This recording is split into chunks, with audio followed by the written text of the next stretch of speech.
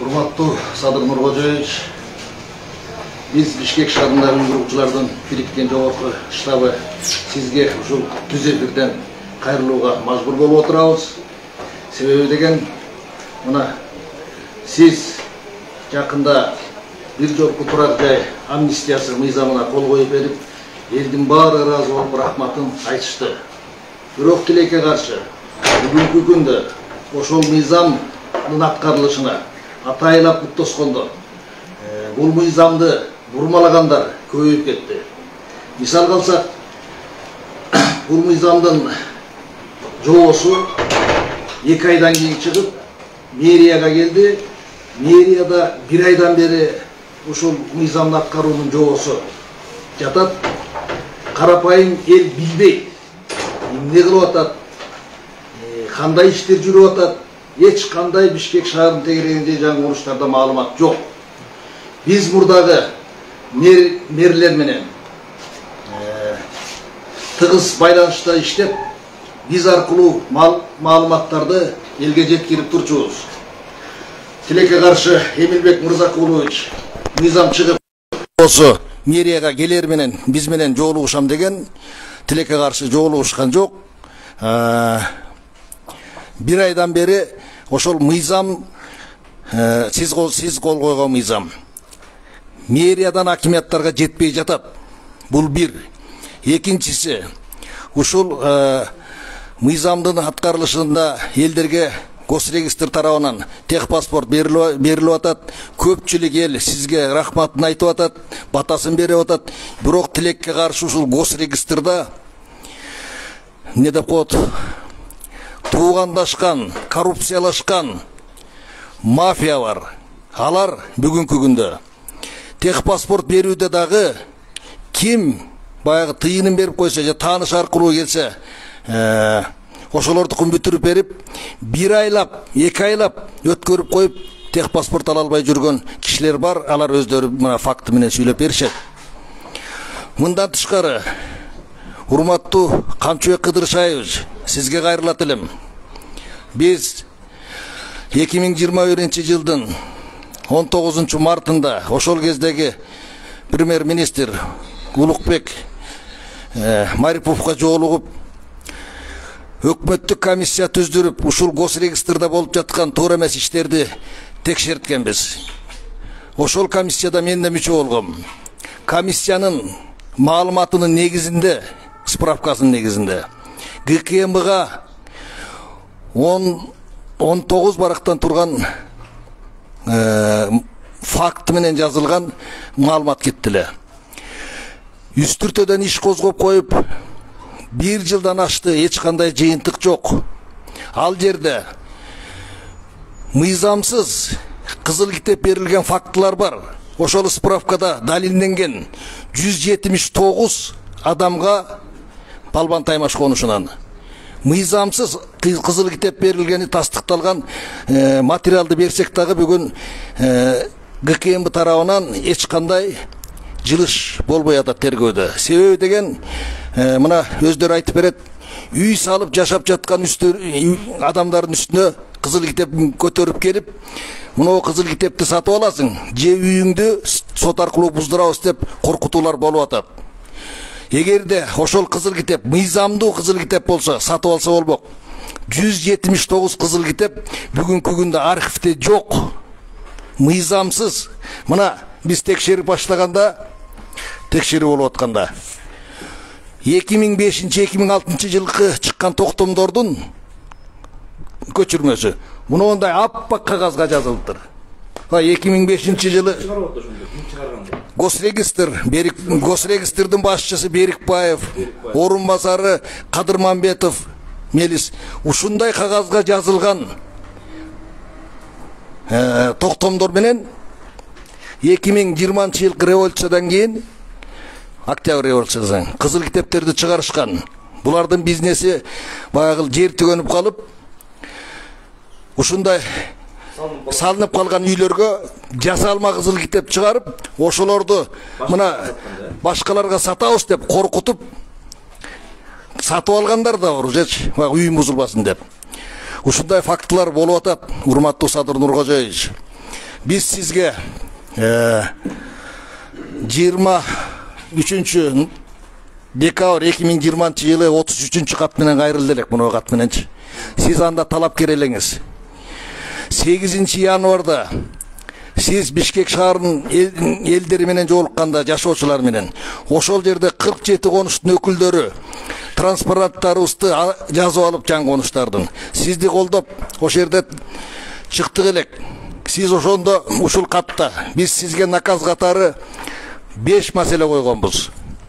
Ошонун бири биринчи маселе. Бишкек шаарындагы жаңы конуштардагы жашаган документи жок үйлөрдүн баарына бир жолку турак жай амнистиясын колдонуп, аларга кызыл китеп берип, жерлердин үйлөрүн мыйзамдаштырып берүүңүздү. Рахмат, Садыр Нуркожоевич. Жалпы бул Бишкек шаары эмес, Кыргызстан боюнча чечип бердиңиз. Сиз саясий эркиңиз менен мындай 30 жылда чечилбей аткан маселени чечтиңиз, бирок жергиликтүү бийлик сизди баягы элге жаман көргөзүш максатындабы, же атайын ушундай акция жүрүп атабы, жергиликтүү бийликтер аткарбай жатышат.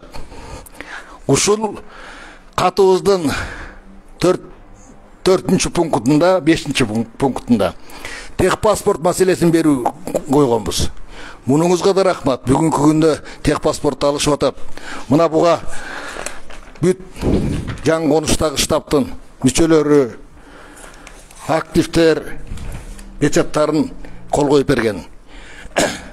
Бул эми калганын мына ушул биздин штабтын мүчөлөрү жабыркат госрегистрдан, акимияттардан жабыркаган элдер өздөрү айтып берсин.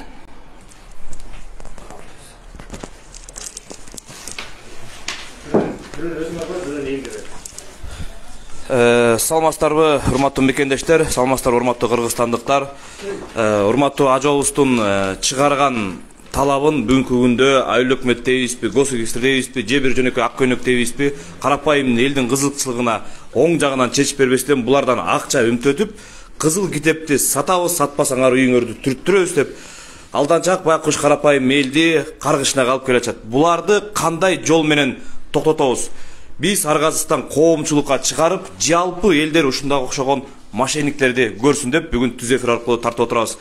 Ушул эфирибиз, ушул видеобуз урматтуу президент Садыр Нуркожоевичке жетип калса дагы бардыгын кылдап, дагы бир жолу текшерип, жергиликтүү акимдерди, айыл өкмөттөрдү, госрегистрди, МТУларды бардыгын чогултуп, бир шаардын тегерегинде жайгашкан жаңы конуштардын бардыгын чогултуп, өзүңүз бир булардан отчет түрүндө текшербесеңиз, азыр булар карапайым эл күндөн күнгө кайрылган болот. Азыр ошол жактан жабыр таткан карапайым элдердин бирисинен баштайсыз, келиңиз. Аты жөнүңүздү, анан эмне болуп ала албайтасыз, эмне деп атчата бар, барсаңыз. Аты жөнүм Матаев Самат Болотбекович, Ленинский районунун куратору болом.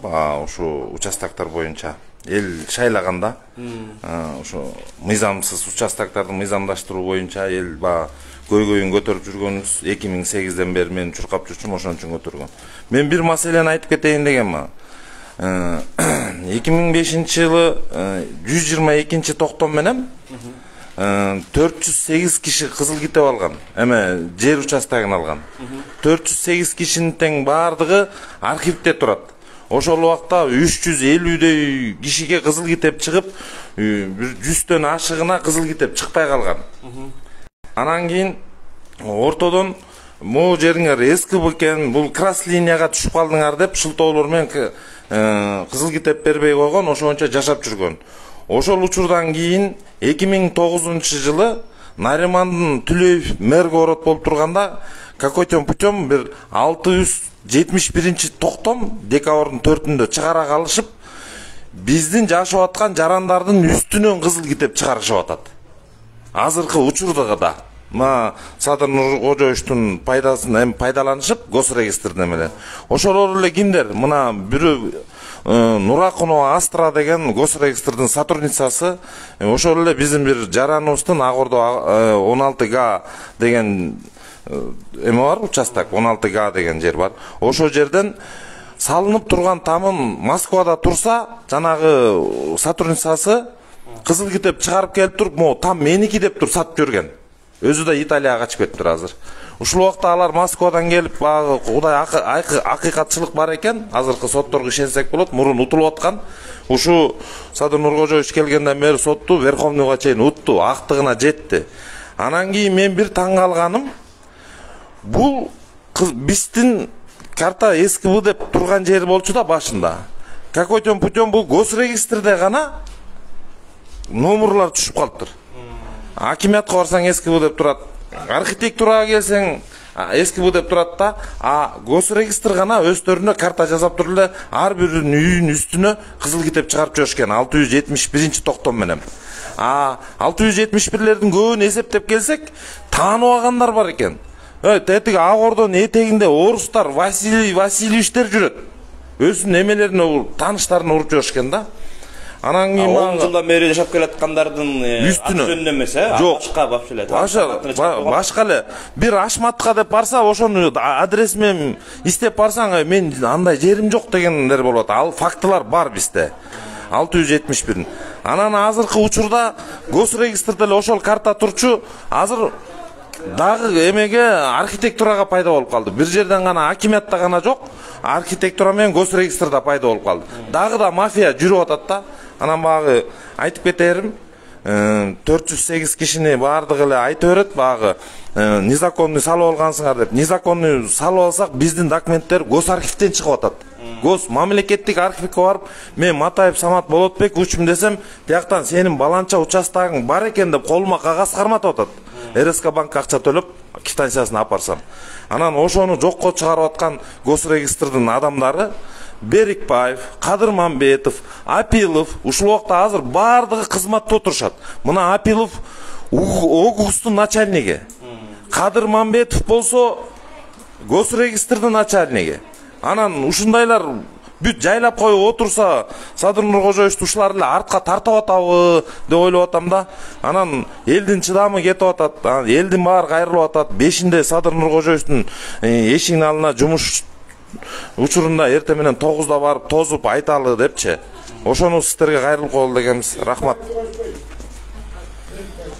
Мына өзүңүздөр көргөндөй эле бизде Камчы Кыдыршаевич дагы айткан, айтып кеткен, бул кайсыл жерде факт менен далил болчу болсо, алып келиңиздер, кайрылыңыздар деп. Мынакей бул жерде азыр жогоркуда айтып кеткендей эле, бул мошенниктердин, карапайым элдин канын ичкендер, канын кактабай соргондордун аты, фамилия, аты жөнү, кайсыл должността иштегенден бери бул жердеги тууган элдер айтып берип атат. Ошондуктан туугандар, ошол мошенниктер, чыныгы мошенниктер ким экенин, булар карапайым элдин 30 жылдан бери канын ичип келгенсип, мындан дагы ичип атканын ушул эфирден биз силерге аты, жөнүн, фамилиясы, кайсыл должността отурганын айтып беребиз. Сиздерден жардамыңыздар ушул эфирди поделиться кылып, бардык эли көргөндөй болсун. Ким экенин мошенник, алдамчы ким кансоргучу экенин бардыгы көрсүн. Сиздерден жардам поделиться кылып, бардык жака бөлүшүп, ой пикириңиздерди жазыңыздар. Сиздер ким келиңиздер? Кел сиз, аты жөнүңүз, эмне болуп жабырып аткансыз госрегистрден? Моя фамилия Ашралиева Светлана Намазбековна. Я являюсь председателем территориального общественного самоуправления Белимдык Алтын-Казык. Это куда включается 3 жилмассива: Алтын-Казык-Канат, Алга-Элим и Алтын-Казык-Жаңылмырза. На сегодняшний день вопрос стоит в жилом массиве Алтын-Казык-Жаңылмырза. Это территория, бывшая территория города Бишкек, но почему-то во временное пользование передано Аламединскому району, и до сих пор он висит как Аламединский район, хотя обслуживается всеми структурами Первомайского района, то есть участковый милиционер, ФАП, скорая помощь, школа, Министерство образования, все курируется Первомайским районом. Значит, на сегодняшний день вопрос стоит о техническом паспорте. Да, действительно был закон о, значит, выдаче технического паспорта любому гражданину Кыргызской республики. Однако этот закон на сегодняшний день не действует. Почему? Потому что между небом и землей Аламединский район говорит, что это земля города, город не принимает. На сегодняшний день архитектура города Бишкек, но сегодня поменялся начальник. Архитектура пихает, отправляет документы в мэрию, мэрия возвращает, чтобы определить до конца границы, возвращает несколько раз. Это за 6 месяцев, я посчитала, 4 раза возвращали. Это со слов мэрии города Бишкек. До городского кенеша не доходят документы. Хотя во все инстанции были направлены письма. 450 семей не могут сегодня получить технический паспорт по причине того, что висят между небом и землей. Вот обратить надо на это внимание. Почему? Потому что люди страдают, социально не могут получить элементарные льготы, не могут получить паспорта. На сегодняшний день наш ребенок, который родился в 2005 году, в этом жилом массиве, уже более чем 18 лет, он не может получить паспорт, потому что нету прописки. Не может получить сюинчу на рожденного ребенка, потому что нет прописки и так далее. Я полагаю, что президентом действительно много было сделано, и сегодня наш представитель штаба, председатель, много отметил об этом, и я бы хотела подчеркнуть эти вопросы. Но нижние чины на сегодняшний день не работают.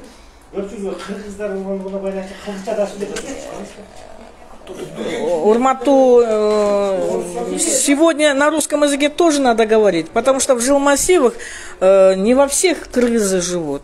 Живут и русскоязычные, дунгане и все остальные. Поэтому я сегодня решила на русском, и мне легче говорить на русском, потому что я в советское время заканчивала русскую школу. Поэтому мы обращаемся к уважаемому президенту Садыру Нуркулджоевичу. Вам большое спасибо за то, что вы так много уделили людям внимания. Но я еще раз повторяю, я не скажу, что аппарат президента ниже чины не решает вопросы. Они отсиживаются, получают зарплату и больше ничего. Мы обращались во все инстанции, начиная с мэрии, с архитектуры, вплоть до аппарата президента. Просим еще раз обратить внимание на, чтобы решили вопрос, губернатор Чуйской области, Аламединский аким, землестроители, также мэрия города, архитектура, Горкенеш и Джогоркукенеш. Решить наш вопрос. За нами стоят 450 семей. Пожалуйста.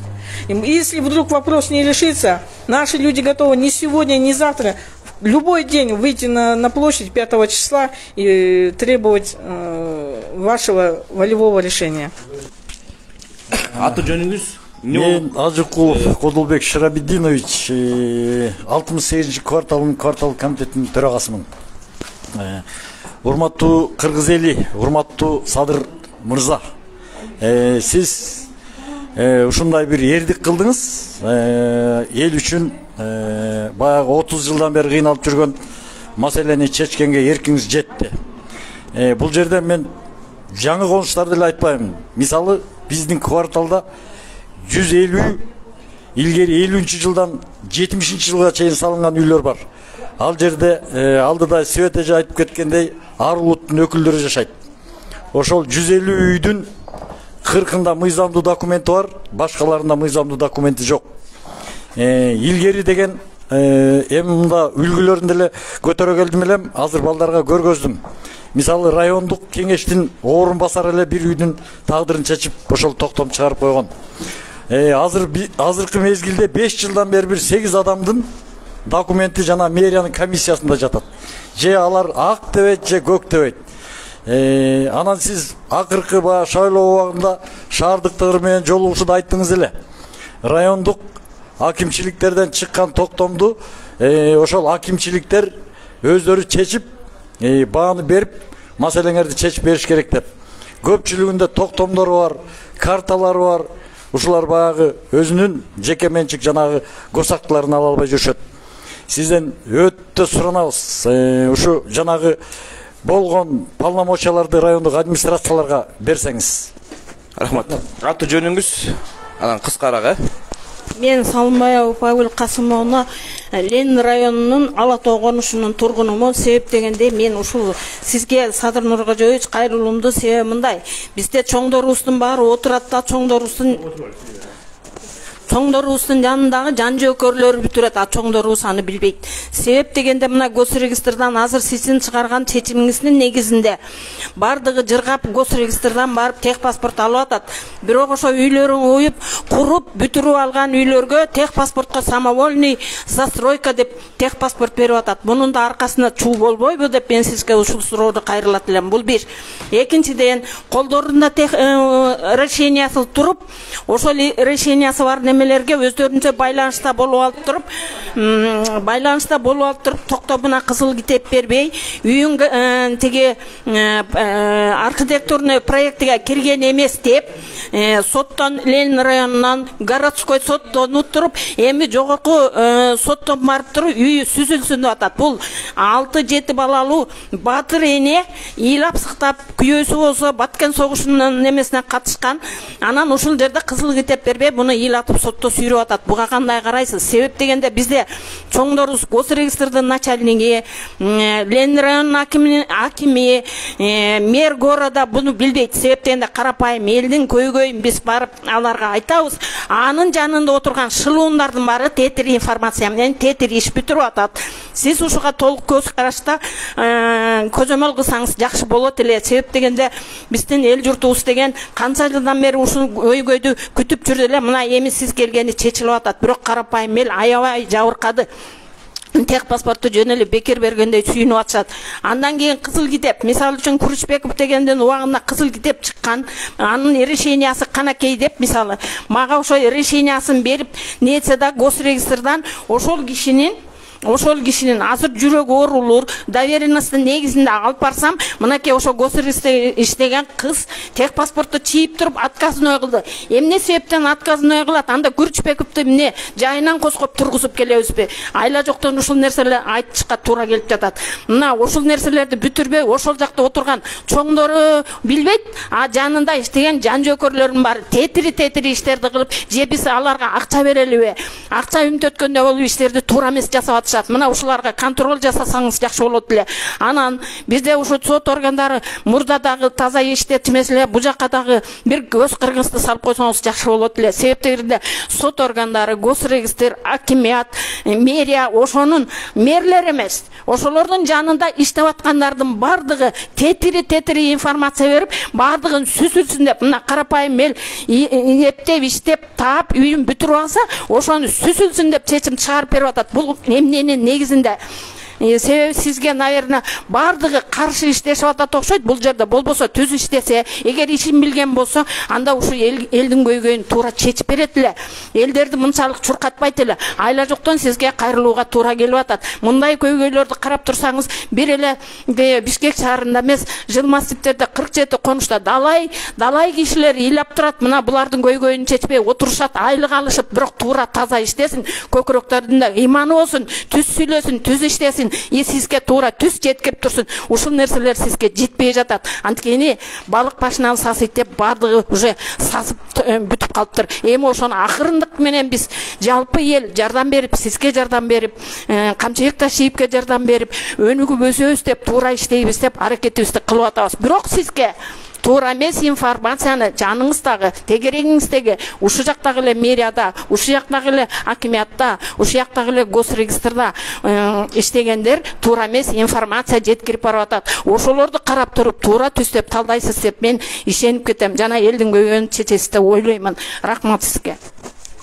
Эгерде ушул нерселердин бардыгы туура чечилбеген болсо, урматтуу Садыр Нуркожоевич, биз башкалардан мындай толук үмүт албай калдык. Ошондуктан ак үйдүн астына сиздин маңдайыңызга барып, сиздин өзүңүздүн оозуңуздан бардык толук информацияны угалы деген ниетте 5-нде жалпы 47 конуштун ушу активдери келдик. Бирок элибизди кошо алып чыгабызбы деген ойдомун. Здравствуйте. Уважаемый президент, гарант наших конституционных прав, обращаюсь к вам, председатель общественного объединения «Защита прав землепользователей и застройщиков по всей территории Кыргызстана». На сегодня я хочу обратить ваше внимание вот на это распоряжение Временного правительства. Распоряжение вышло 12 апреля 2010 года за номером 35. в соответствии с декретом Временного правительства от 7 апреля 2010 года назначить Шихмаматова Алмамбета Насырхановича исполняющим обязанности директора Государственной регистрационной службы при правительстве Кыргызской Республики. Самое кощунственное, это вышло 12 апреля. Но к чему я веду? 8 апреля 2010 года выходит приказ о снятии Берекбаева, начальника Аламудунского госрегистра. Распоряжение подписывает бывший в то время директор госрегистра Исабеков, и Шихмаматов 8 апреля снимает его, еще не приходя официально в кресло, приказ на него вышел 12 апреля. 8 апреля снимает Аламудунского госрегистра, и 8 апреля назначает начальником госрегистра 2010 года. Самое страшное, что ребята лежали в морге. Страна была парализована. Многие разбежались. Никто толком не работал. И после этого порождаются на сегодня все вот эти обиды, все вот эти сносы домов. Будучи работником госрегистра, я много хотела бы вам рассказать при встрече, но никак не могу попасть к вам на прием, но очень хотелось бы. Значит, сегодня эти люди пострадали от коррупционной схемы акимята, мэрии и самих работников госрегистра. Работники госрегистра, конкретно возьмем Жилматев Рухимрат. Вот у меня все отписки с 15-16 года. Замаким Борбуков выдал всем постановления. Люди 2006 года освоили, построили и жили до 2015 года без проблем. К этому времени госрегистр что делает? Не выезжая, не согласовывая границы, нарушает свои функциональные обязанности, выдает госакты другим людям. Оказывается, за подписью Борбукова было 4 вида постановления. И все люди начали, первые люди, которые освоили, вдруг узнают, что к ним приходят с госактами. Как они получили госакты? Вот вопрос. В чем и как можно делать деньги? Теперь, на сегодня Шороков вот обращается. Здесь я обращалась и мэру города Албеку Ибраимову. Земля находится до сих пор в аресте. До сих пор. Вот здесь письмо есть, адвокату писали, что арест до сих пор никто не снимал. Земля находится в аресте. Уголовное дело было возбуждено. И Шурукову, который вот сейчас обращается, ему государство должно было по тем временам 2006 года выплатить 104 тысячи. Но самое интересное, Тайцариев, который снес дом Шурукова, получил участок в Сокулукском районе. А потом приходит госрегистр, и бишкекский госрегистр опять ему тоже выдает. И вот поэтому вся вот эта чехарда земельными этими вопросами, это настолько серьезно, настолько емко и объемно. Хотелось бы с вами на месте показать. Самое это, что Берекбаев всемогущий, и дело его находится в суде, но он на суд не ходит. Он первый суд выиграл, не приглашая нас, застройщики это добились его отстранить от работы, но именно не ставя в курсе застройщиков. Сегодня дело его находится в суде, но никто, не кадастр, Гадр не заинтересован, не прислушивается никому из застройщиков. Просим вас по возможности принять на прием. Мен 1 май районунун Балбан Таймаш жылы массивинде турганмын. Менин үйүмү өткөн айдын 27-синде мени ошол жерден чыгарышты. Кимдер чыгарышты? Ошол жерде бирөө келип мени менен талашты дагы, мага айтты, мага $12,000 бериң деди. Ким ошо аты жөнүн билесизби? Ооба Гүлзат деген кыз келди. Анан кийин айтты, мага сиз $12,000 бербесеңиз, мен сизди соттон утуп алам да үйүңүздү бустурам деди. ошону менен мени соттон алар утту дагы, сот аткаруучулар келип үйүмдү бузмак болуп тракторлор менен келди, милиция баарысы келгенде мага дагы ошол жерден приложение жасашты. Дагы 12 миң бериңиз. Биз ошо милициялардын көзүнчө эле приложение жасалат. Көрүп атат да унчукпайт атат ошону. Эч ким биз эчтеке деген жок. Өзүңөрчө сүйлөшкүлө деди. Мен анан үйдү кайсы райондо ошо Первомайский милициялар келип атат да? Эми сот аткаруучунун баары чакырып келгенде ошондой болду. Мени ошондой кылып туруп үйдөн чыгарды. Мен азыр ошол жерде бир сарай бар, сарайдын ичине мен жүктөрүмүн полный үйдөн чыгарып таштады да, мен ошол жерде жашап атам. Өткөн айдын 27-синен бери. Мен эртең 5 мен канча жолу бардык жактарга арыздандым, мэрия арыздандым, акимчиликке арыздандым, башка арыздандым. Бул жерде сотту мени маңгаттоодо аныкы 28 экен, меники 30 эле. Ошол участка 28-ке тиешелүү деп туруп мени үйдөн кууп чыгышты. Мен ушуну президентке да айткым келет, эгерде ушул үнүм эч жакка жетпесе, аялым экөөбүз тең экинчи группа инвалидбиз. Азыр эч жерде этиклатырган этигибиз жок. 12 миңин мен төлөй албайм. Ошол жерде алып беришин, ушуну өзү контрол кылганын суранам. Сиз азыр сиз айтып атпайсызбы, эме кубалап чыгышты депчи? Сиз жашап атасызбы азыр?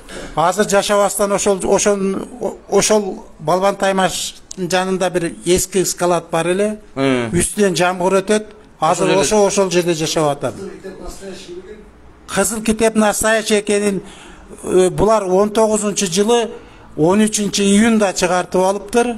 Ушул убакка чейин бизге кызыл китеп берген эмес, аларга ошол убактан бери. Сиз ал жерде канча жылдан, кайсы жылдан бери жашайсыз? Мен 2006-жылдан бери жашайм. Бирок үйдү, участканы ошондо берген мага. Ошондо мен дагы сатып алгам. Ошодон бери мен үйдү сала албайм.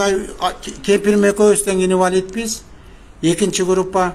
Үйдү сала албай, пенсиядан азырактан чогултуп отуруп, бир үйгө жеткизип салдык эле. 1 миллион 200 миң ошол үйдү салганга акча иштеттим.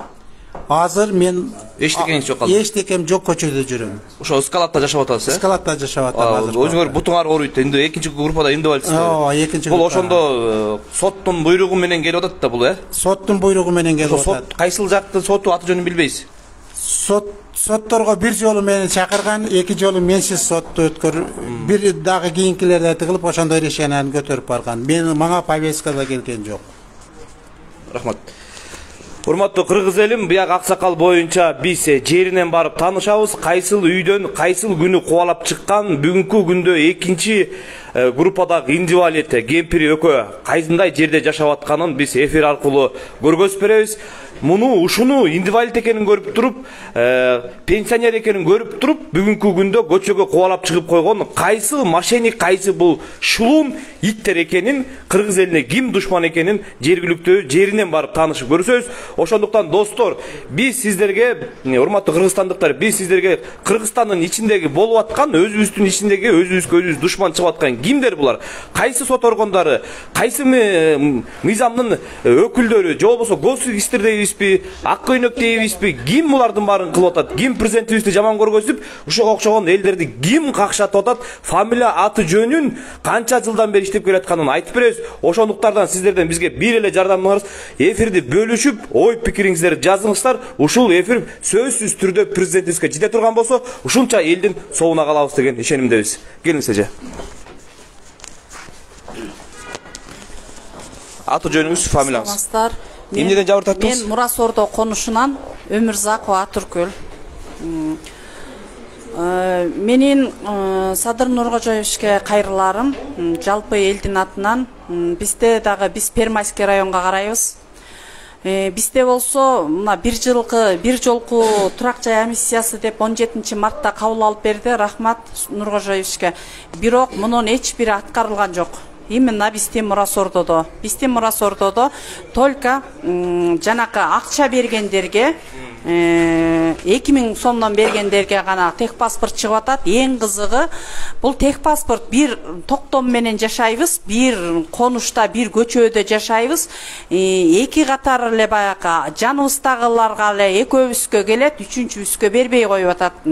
Төртүнчүбүз алат, биз шахматный түрдө берилип атат. 266 токтом деген бар, 329 деген токтом бар. Жолдор сатылып кеткен. Мына ошол жолдорго деле карабайлы, паркына карабайлы, берчүлөрүнө берилип атат. Негедир эле баягы эл тандап эле кээ бирөөнү эле арестесиң деп бербей коюп атат. Бизде факты бар. Ким бербей коюп атат? Госрегистр бербей коюп атат. Бизде даже начальнигин ат жөнүн билесиз? Беркбаев, Кадырмамбетов анан биз кайрылып да бардык. Госрегистрге барсак, госрегистрде ошол иштеген специалисттер өзүлөрү билбейт. Биз алып барган документтерди алып барсак, ошону кайра башка дейт да. Мисалы үчүн менин үйүмөн чечим чыккан соттун 2019-жылкы чечиминин жообун жаңы жагдай деп устурганбыз. Ошол токтомду, ошол чечимди алып барсам, печат коюлган күчүнө кирди деп алып барсаң, алар ал чечимди кабыл албай атат. Эме дейт, сен соттон арестке отурган, аресттен чыкчы деген токтомду алып кел деп. Көрдүңөрбү? Бирок мен кыска сөз менен айтканда, сизди тияка бияка жумшап эле бербестин амалын издеп атат да. Бербестин ошол болуп атат. Өзүлөрү билбейт каяка. Мен акыры ошол 5 күндө нар жак бер жакта жүрүп, 5 күндөн кийин ошого тиге эме төлөп, акча төлөп кайра өткөзүп бердим. Бирок мага окшошкон жооштор бар да. Анан акыры тебет. Тияка тепет, бияка тебет. Биздин бир Пермайский райондон акими дагы бир реакция кылган жок, айыл өкмөт да кылган жок. Бизде даже фактылар бар. Мурунку айыл өкмөт акимдердин жер сатып, спокойно карталарды көтөрүп сатып жүргөндөрү да бар, видеосу менен жок. Баягы эле келбелеп калпка чыгарып коет. Комиссияга кошсун жергиликтүү элден жок. Булар биригип алып эле баягы. Наоборот, биздин аким айтат экен, наоборот, Мурас Ордодо, наоборот, ошо жаш бала зато акча алса дагы өтүп атат да. Акча алса да силердин жериңер бүтүп атат да дейт. А буга чейинки аким конкретно түрдө айтчу. Бирөө мен жер бүтүрүп берем, мен жериңди баланча кылам деп бир тыйын алса дагы сразу жумуштан кетет, же четтетилет комиссиядан деп. Жок, бүгүнкү күнү болсо баары согласна. Мына буга чейин бизге Мурас Ордого комиссия деле келип атат. Комиссия келип эле баякылар эле кайта эле комиссияларды, госрегистрдин архитектуранын комиссиясын кайта эле коноктоп, шашылка алып кирип эле кайта кетирип атат. Биз жакта элдер кыйналды, аябай кыйналдык. Урматтуу Садыр Нуркожоевич, бул жерден бизден алгандар баягы сүйлөшкөн билиш, тааныштар гана албаса, калгандарыбыздын колубузда бүт Аламединский райондон чечесиң, тияктан чечесиң деп туруп колубузга документти кайтарып берип коюп атат. Ал кайтарып берип коет дагы, ага барса, аяк болсо дагы бир жерге метет. Күндүн ысыгы, элдин баары жанталашып оокат кылат, документ бүтүрөм деле эле жүрөбү. Аяга акча берип бүтүргөнгө туура келип атат. Бизден айыл өкмөтүбүз дагы, ошол акимдер дагы мындай жол көргөзүп берген жери жок. Бияка баргыла, тияка баргыла деп мындай бир кызыл китепти жөн эле коелу. Кызыл китепке чейинки бул техпаспорт ала албай атабыз. Бизде мектебибиз жок, эки жака барып окуйбуз. Биз аябай кыйналдык. Мен 2011-ден баштап жашайм. 2011-ден бери ошо эчтеке ала элексиз? Жок, ала элекпиз. Мына бу акыркы күнгө Садыр Жапаровдун жарлыгы менен дагы бүтөтпү десек, ошого дагы бут тоскоолдук кылып атат. Биз ойлоп атабыз, булардын баары эле наоборот эптеп бул президенттен бул кишини жоготуш керек, муну аксатыш керек, сындырыш керектин гана бүт ролун ушулар азыркы бийлик аткарып эмелер отурат, бийлик өкүлдөрү. Мындайча эле айтайын, ошол биздин Пермайскийдин акими, немеси, ошол мен Пермайскийди билем, ошолор эч беле болгон жок. Мына мен бардым, акимге да бардым. Бизде ушундай болуп атат. Оңго бас, солго бас деп бизге жол көргөзгүлө, караңгы жерден жарык жорго чыгарып бергиле. Элдерибиз каяка барып, каяктан аларын билбей атат десең, а силерде проблема жок деп коет. Бүгүнкү күнү эме менен алып келип атат. Мурунку квота менен бөлүнгөн жерлерге алып келип жанталашып туруп отургузуп атат. Нуркожоев айтканда, буга чейинки салынгандардыкы бузулбасын, мыйзамдаштырып берели. Бирок мындан кийинкилер камалсын деген. Мына азыркы күнү 2 сотик, 1 сотик, 3 сотик жердин баарын сатып эле шүмүңдөп эле баякылар эле жүрөт. Чогулуп алышканбы деп ойлойбуз биз дажы. Анан мен ушул уже айлабыз калбай калды. Бүгүн кайрылып атабыз, үнүбүз жетеби деген үмүттө болуп атабыз. Болбосо 5 күнү саат эмеде ошол ак үйдүн алдында 5-июлда ак үйдүн алдына чыксамбы деп ойлонуп атам. Мен ошондо эле айтам. Бул ичибиздеги муңубузду айтабыз да. Биз акыркы эмебиз ушул Жапаровду тозуп эле ош жерге барсакпы, бир чечилип калабы, чын эле баягы коррупция болуп атканды кичине оң көзү менен карап көз салып коебу деген үмүт болуп атат биздики. Болгонубуз эле ушул. Урматтуу мекендештер, урматтуу кыргызстандыктар, бизге азыр митинг жана башка деген нерселердин кереги жок. Аны урматтуу Ажоовуз дагы белгилеп айтып кеткен, бардыгын контордон сүйлөшүү жолу менен чечебиз деп. Урматтуу президентибиздин чыгарган талаптарын жөнөкөй карапайым эл эч кандай бузуудан чыкпай аткарып келишет. Бирок ошол эле бийлик өкүлдөрү, жергиликтүү бийликтер муну тияка тебишип, бияка тебишип, каалаганын кылып келишет. Карапайым элди чакырышат, тияка жиберишет, бияка жиберишет, бирок ортосунда эч кандай жыйынтык чечим чыгарып бере албаган акимдер дагы бар. Урматтуу президентибиз Садыр Нуркочоевич өзү так айтып кеткен, кайсыл бийлик өкүлү болбосун, айыл өкмөт болобу, аким болобу, милиция кызматкери болобу, участковый болобу, элге жакын болгула деп. Ушул убакыттан пайдаланып мен азыр акимдерге, айыл өкмөттөргө, бардык бийлик бутактарында отурган кызматкерлерге айтып кетет элем. Сиздер эл үчүн кызмат кылган элсиңер, ошондуктан элге жакын болуп, элди шалпактатып күндүн ысыгында өзүңөргө чакырбай, наоборот өзүңөр барып ошол жаңы конуш дейбизби, айыл дейбизби, ошол жерге барып, ошол көйгөйдү угушуңар керек. Бул силердин милдетиңер. Үйүңөрдө, кабинетиңерде, кондиционерлерди күлчайт этип коюп, салкында отурасыңар, карапайым элди жашына, карысына карабай чакырып алып, аларга дагы так жана точный жооп бербейсиңер суроолоруна. Ошондуктан өзүңөр барып, кайсыл конуштун кандай проблемасы болуп атса, жеринен барып угуңуздар. Муну мен эмес, президентибиз айткан. Президентибиздин чыгарган буйругун аткарбаган болсо, бул анда түзмө-түз эле бийликти жаман көргөзүп аткан орган болуп саналат. Бул менин ой пикирим. Урматтуу мекендештер, ушул жерге комментарий оюңуздарды жазыңыздар. Госрегистрден кимдерин жабыркагандар болсо, ушу госрегистрден тажагандар болсо, Московский 188-ге келип, ушул жака келип кайрылсаңыздар болот. Биз эл үчүн дагы күрөшөрбүз. Урматтуу президентибизди кимдер жаман көргөзүп атат? 10-12-ге чейин келсеңиздер болот. Президентибизди кимдер жаман көргөзүп атат? Кимдер элге ушунчалык элдин ишенимин бийликтен ажыратып атат? Кимдер булар? Албетте бул акимдер, айыл өкмөттөр, госрегистр, МТУ, жөнөкөй милиция кызматкерлери, булар бардыгы бийликке деген элдин ишенимин такырынан жокко чыгарып атышат.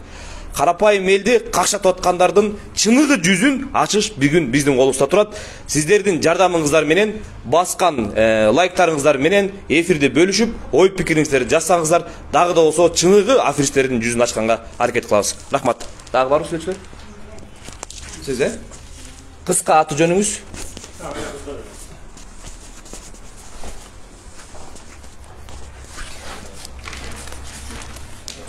Саламатсыздарбы? Мен атым Назгүл, фамилиям Солтобаева.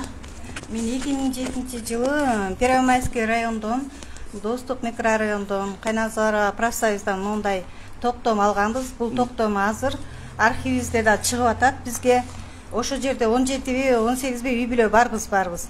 Азыркы учурда ал жерде бардыгын арестке койдуруп, Бактыгүл деген айым, жанында Мыскал Кенжетаева деген ошол экөө өздүк менчигине кооперативге өткөзүп, айылчы курулуш деген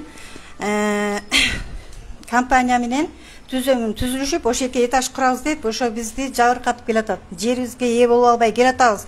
Бул эже менен соттошконубузга уже 10 жылдай болуп кетти. Таптакыр эле бир соттун эмеси жетпей койду буларгачы. Кайсы сотко, именно кайсы соттон? Первомайский сотторда, Первомайский сотко берип атабыз. Жок, азыр эсимде жок болуп атат. Мен башка жакта жашаганга байланыштуу аяка көп катыша албай калып атам. Мен ал эле жерди участогумда да башка бирөө отурат азыр, Жакыпов Бакытбек деген бала. Ал участогуңуз кандай түрдө алган? Алды ошо машинисталар, ошо аялдар аркылуу алган да, алдагычы. Сиз ошондо алданып калгансыз? Алданып калып атам мен ортодочу. Участогумда да башка бирөө эйлик кылып отурат. Кайра ошо 17-18 үй бүлө да ала албай атабыз. Чекелерин сүздүрүп да койгон. Мүмкүн болсо силерди чакырып ошол жака дагы тартып коюшубуз керек экен. Мен ошон үчүн азыр шашылыш түрдө өзүм гана келип калдым. Кошуналарым келе албай калды. Мынакей токтом турат. 2007 жылы чыккан, 18 январда. Анан кийин архивде да бар. Өткөндө госрегистрда баарын 4 айдан бери жүрөм темселеп. Госрегистрда турат, мынакей картада турат, бар котландын орду. ал жака ошо Бактыгүл Мунун айылдын баарын ошо тийиштүү органдарга барып кайрыласыңар, бирок жакшы мындай жыйынтыктуу жыйынтык жок эме ала албайсыңар, ал жерде сотко эми акыркысы келип сот дейт, а сот чече албай атат. 10 жылдан бери ушу барабыз келебиз. Госрегистрге бардым өткөндө, госрегистрге барсам мондай кагаз берди, мынакей айылчы курулуш компаниясына карайт деп. Ал 2014-жылы алып атат бул кагаздычы. Биз 2007-жылы алып атабыз. Биздин үстүбүзгө аларга эмнеге госакты берет, мен ошого таң калып атам да. Ошон үчүн мына бuyakta толтура кагаздарыбыз бар. Кайрылабыз сизге, барабыз барган эме жериңиздерге. Бизге каржыңыздар. Урматтуу мекендештер, ушуга окшогон карапайым элдер бүгүнкү күндө 10 эмес, 100 эмес, 1000 деп саналып атат. Анткени 1000 деген карапайым элдин үнү президентибизге жетет деген чоң үмүттөбүз. 10 эмес, 100 эмес, 1000 деген карапайым элди какшатып аткан кимдер булар? Госрегистр жогоруда айтылып кеткендер эле. Эфирде көрүшөбүз туугандар, келиңиз. Кыскараак аты жөнүңүз. Саламатсыздарбы, менин атым Өмүралиев Сабырбек, Калсордо конушунун тургуну болом. Ошол 1-Май районундагы номер 5-15 тосунун төрагасы болобуз. Эми мен айтайын дегеним, бүгүнкү күндө ушу жалпы жамаат, кыргыз элинин жамааты разы болуп турган бир эле адам болуп атат, ушу Садыр Нуркожоевич. Ушу Садыр Нуркожоевичтен башка ыраазычылык айталы, ушуга бир дуа батасын берели деген күндө дагы бүгүнкү күндө мекемелер, ишканалар ушу Садыр Нуркожоевичтин баягы элдин ажатын ачып чечип берген маселесине бут тосуп, кандайдыр бир өзүнүн ведомстволук тартиптерин түзүп алышып, элди ар чайкап, бери чайкап, ар кандай бир жаалыктар киргизип алышып, элди аябай чайкап кыйнап атат. Арасында ачык айтып акча тыйын сурагандар да бар, кыйтып айтып, мындай маселелер мындай жолдор менен чечиле турган жолдор бар деп үйрөткөндөр да бар. Эми мындай жалпы айта турган болсок, бул Кыргызстанда эгемендик алгандан бери жерди сатпаган адам калган жок, жерди албаган, сатып албаган да адам калган жок. Президенттен баштап акыркы милициянын сотрудниктерине чейин аралашып калышты. Ак үйдөн, Көк үйдөн, СМГдан, МВДдан, Жогорку кеңештин, шаардык кеңештин депутаттары, мэриядан, акимчиликтен бардык ушул бүгүнкү күндө бийликте турган мекемелердин арасындагы бардыгын деп айтпайм, элдери, сотрудниктери аралашып калган. Бул жерди ким гана сатып алган жок, ким гана кайра саткан жок. Бирок көбүнчөсү азабын колунда жок, кара таман жөнөкөй адамдар азабын тартып атышат. Колунда барлар, бийликте тургандар өзлөрүнүн жерлерин ар түрлүү жол менен мыйзамдаштырып алышып, кызыл китептерин чыгарып алышып, жөнөкөй элге бут тосуп кыйнап жатышат. Мен бүгүнкү күндө Калсордо конушу боюнча мындай конкрет айта турган болсом, Калсордо конушунун ген планы түзүлгөн бар. Ар бир жашоочунун колунда токтомдору бар. Ар бири өзүнүн үйүндө отурат, өзүнүн участогунда там салып алып жашап атат. Ошол 20 жылдан бери мына бүгүнкү күнү 20 жыл болот ушул жылы.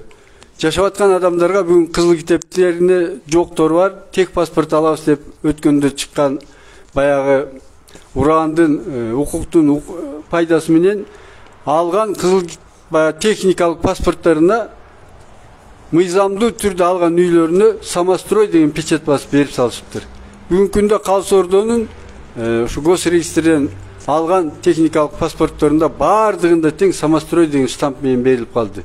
Биз сурадык да эмне үчүн бул самострой деп берилип атат. Бул самострой деген өзү эмнени түшүндүрөтсөк, бул эң баштык менен өзү салып алган, өзү там салмай турган жерге салып алган там. Бул деп түшүндүрүп беришти. Бирок ушул Калсордо конушунда ген планда турат ушул үй. Колунда акимчилик берген токтому турат. Архивке барса архивден тастыктап берип атат. Департаментке барса департамент тастыктап берип атат. Ошолорго эмне үчүн самострой деп штампты жазып, эмне үчүн бул элдердин укуктуу, мыйзамдуу алган үйлөрүн мыйзамсыздыкка чыгарып атышат да. Эми ушунун артында баарында госрегистр турат. Айтып атабыз. Госрегистр өтө эле бүгүнкү күндө элге каршы чыккан, эл менен бийликтин ортосун ажыраткан, элди бийликке тукурган сыяктуу, каршылаткан сыяктуу, атайын жазган сыяктуу кандайдыр өзүнүн кызыкчылыктарын ишке ашырып, балким бүгүндө ойдулар да пайда болуп кетет. Бул бүгүнкү күндө Садыр Нуркожоевска тихий саботаж деп орусча айтышат. Баягы жылымчы болуп, ушул президенттин кетүүсүнө шарт түзүлсүн деп элди кайрап аткандар сезилет да бүгүнкү күндө. Рахмат. Элдерди кыйнап бүтүштү, ушуларды чечип берсеңиздер. Аты жөнүңүз анан кыскараак, Мен кыскара айтам. Менин аты жөнүм Жаналы Шабдырайзергер. 1989 жылдан бери şu Bişkek'in tegerегindеги жаңы konuş деген Кайсы жаңы konuş? Азыр айтам. Жылмачевтердин төл башчысы болобуз. Азыр көлмө деп коет. Көлмө деп коет. Ошол жерде азыр Баят базардын тегереги. Ошондон баштаганбыз, анда Советтер Союзу бар эле. Ошондон бери келетабыз. Эми бул балдардын баары айтышты, окшош маселе. Бул жерде эң кызык жеринде болуп атат. Ошол жана законду, амнистия законун ар түрлүү жол менен, подзаконный акты, ведомственный акты менен тескери жактарга буруп атат. Ошон үчүн мен кайрылуум. Митинг кылдырбай эле Садыр Нуркожоевич, тиги Жапаров Акылбек Үсөнбекович, мен ал кишини жакшы тааныйм. Өздөрү биздин активди кабыл алса, biz dagı konkret faktlardı versek, anan ilgeri var bolçu, şu Uygurçular boyunca atayın pravительный komissiya olgun. Oşonun sastavında bizim Uygurçunun aktifleri olgun. İçinde men de var, Muhtar da var. Uşundayda anan akayıp ketip kalgandayın, al ukazda at men de kılgan yok, at kargan da yok. Oşon üçün biylük degen gerekli dokumentlerdi kabul alsa, arkipterden karasa, Asoben Akılbek Üsönbekoviç bilet. Oşo kezde yaşlar menen iştegen, Uygurçular menen iştegen. Benim prozbam oşol kabul alıp, janagınday hökümettик komissiya tüzbese, atpiska menen mına 6 ay ötüp ketti. 4 ayda bitti iştegen iş başlandı. Birin biri kaynaştırıp atat, bul barıp çındığında Sadır Nurkojоевтің авторитетine teskeri tazir veret. Ne tölke Sadır Nurkojоев, opşele Kırgız biylигine, Jogorku Kengeşine, sotuna, varısına teskeri tazir veret. Oşan için şunday jolu uyuşturup bersenger, yakşı olur. Familiyam Kurbanov, atım Abdumalik. Men jogordagy Urmattun bizdin prezidentimiz Sadır Nurkojоевga kayrolanın sebebi bizim jogorda bari janakı neler aytıp ketkendey, men hemen akır 26 yanvarda Gosregistrde dokument, oşonun mizamdын чегинде документтерди тапшырганбыз. Ошондон бери Госрегистрдин сотрудниктери ал эле бул эле деп жана выездный комиссия. Кайсы сотрудниктер Госрегистрдин? Мен точно билбейм, мен телефон менен эме кылып звонить эткем, себептен де 6-июнь күнү аласыңар деген, онда кагаздары бар полностью. Жанакы эме кассага төрдөткөн чектери бар, полностью ошол 6-июнда силер эмени жанакы выездный комиссиянын эмесини аласыңар, жанакы комиссия бараттан 6-июнга даяр болот деген, 6-июнь эмес 1 айдан өттү, ал эч кандай бир тыянак чыкпай жатат, себептен де жанакы Садыр Нуркожоев өзү койгон кол койгон закондун дагы аткарылышына бирден-бир эме болуп атат окшойт. Алардын Госрегистрдин сотрудниктерине айткан эле эмеси, бизде аябай жумуш көп, объемный жумуш болуп атат. Ошон үчүн чыкканга эме бир кишиге чыкпайт, выездный комиссия болбойт деп эме кылып жүрөт. Ошондой 1 айдан ашып кетти да, ошол жумуштун негизи бүтпөгөндөн мага чейин айтып кеткендей, ошол эле биздикиден ошондой эле проблема болуп атат акырында. Ошо бир Госрегистрдин бир эме кылышы, бир порядокко келтириши ал жактын эменин сотрудниктеринин, анан бир эме Госрегистрдин начальнигин айтып кетсеңиз аты жөнүн билесиз да? Да. Жогоруда айтылып өтпөдү, дагы айтып коебуз сиз дагы. Госрегистрдин начальнигин негизи аты жөнүн билбейт экенмин, бирок Госрегистрдин дагы аты жөн Берикбаев болот деген. Ошондон жабыр коп атасыңар да? Ошонго эме болуп атат, себептен ошонун сотрудниктеринин эмесинен болуп атат, шалакылыгынан. Анан кийин ошо Госрегистрдин түздөн Госрегистрдин начальнигин да бир эмеге чакырып сүйлөшүп, андан эмесини негизи көрүш керек болуп атат да. Ошон үчүн мен түздөн түз Садыр Нуркожоевго биз конституцияның гаранты болгон үчүн Садыр Нуркожоевго мүмкүнчүлүк түзүлүп, ошонго түздөн түз кайрылганга мажбурлап атат. Постановлением правительства было закреплено функциональные обязанности работника Госрегистра. Прежде чем выезжать на участок, работник госрегистра должен оформлять госакты, работник госрегистра должен выехать, полевое обследование сделать. Второе, камеральную обработку. И третье, вычертить чертеж и выдать госакт. Но полевое обследование в чем заключается? Чтобы выехать на место, взять согласие 3 смежных землепользователей. А что получается? Сегодня все дома, которые идут под снос, это незаконный снос. Уважаемый Садыр Нургоджевич, дело в том, что госрегистр кабинетно, не выезжая, не согласовывая, готовят, штампуют госакты. Если бы они выехали бы, Рухи Мурат сегодня, мать с 2 детьми-инвалидами не осталась бы на улице. И сегодня, которые пришли, это только горстка людей, которые случайно узнали, что вот сегодня приедут ребята. Поэтому очень вас прошу прислушаться к мнению простого народа или организовать круглый стол с привлечением всех, кто в этом замешан, или принять этих пострадавших людей. Госакты кандай түзүш керек? Госакты деген азыр неме право удостоверяющий документ болуп калган үчүн кызыл китеп алгандан кийин кызыл китеп закон госрегистрация боюнча мамлекет коргойт. Мамлекеттин коргоонунда находится. А кызыл китеп документ строгой отчетности. Беда айтып атат, что фальшивый госакты чыгып кетти. Фальшивый госакты чыга албайт. Госакт именно только бир эле типографияда чыккан. Ошон үчүн кызыл китеп алган кишилер үйүнө беренин астында үйүнө барып туруп, кошуналардын 3 кошунанын макулдугун алып туруп, хозяйнын кол коюп бергенден кийин үйдө жашап аткан киши.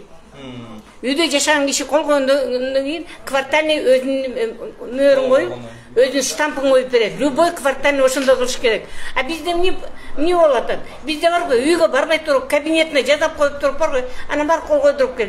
А иногда, может, үстөлү кол коюп атат. Потому что сплошь уже 10 жылдан мен сизге Садыр Нургоджевич жана временный правительственный распоряжениесин атай ала келгеним. 12 апрелде Шык Маматов только пришел. А 8 апрелда кантип Берикбаев 8 апрелде начальник болуп отуруп атпайбы? Сам приход Берикбаева незаконно. Поэтому вот это беспредел идет 10 жылдан баштап. Мынакей бардыңыздар өзүңүздөр көргөндөй эле бүгүнкү күндө жөнөкөй жай бара жашап жаткан эл бүгүнкү күндө ушундай кыйналып жатышат.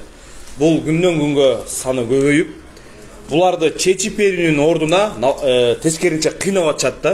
Буларды чечип, булардын проблемасын чечип, азайтып, канын ордуна булардын проблемасын кайра көбөйтүп, күндөн күнгө элдин санын көбөйтүп атышат. Урматтуу Садыр Нургоджевич, мына менин алдымда эле жаңы эле Тазалиева Гүлбер эже айтып кетти.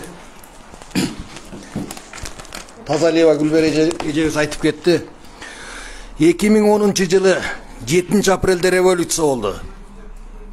8 апрелде Бишкек ызычуу болуп, эч бир мамлекеттик мекеме иштебей, генеральный прокуратура өрттөнүп, элдин баары милиция издеп калган болчу.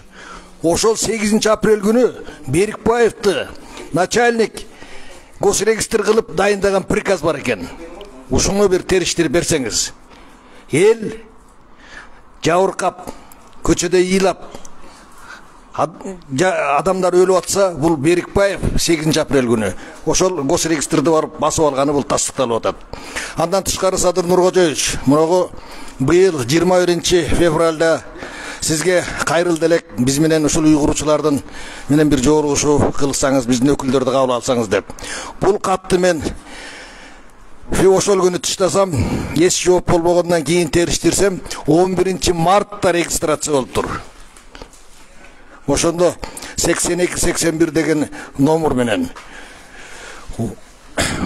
Жакын арада бизден Бишкек шаарындагы уйгурчулардын штабынын мүчөлөрүн кабыл алууңузду суранабыз. Мына бизден ачуу менен айтышып атат, пикет митинг деп. Пикет митингдин бизге деле азыр кереги жок, тынччылык заман керек. Бирок элди пикет митингге үндөп аткан бул госрегистр, иштебей аткан мэрия, иштебей аткан акимияттар болуп атат. Анан айласы чыгып кеткен эл көчөгө чыкпаганда эмне кылат? Урматтуу Садыр Нургоджевич, ошого жеткирбей өзүңүз чыгарган мыйзамды өзүңүз контролго алып, биздин өкүлдөрдү кабыл алууңузду суранам. Рахмат.